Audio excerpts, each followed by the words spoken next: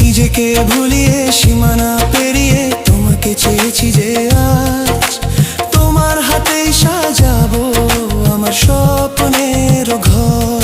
আমি তোমার প্রেমে পড়ে দুনিয়া ভুলে গেছি।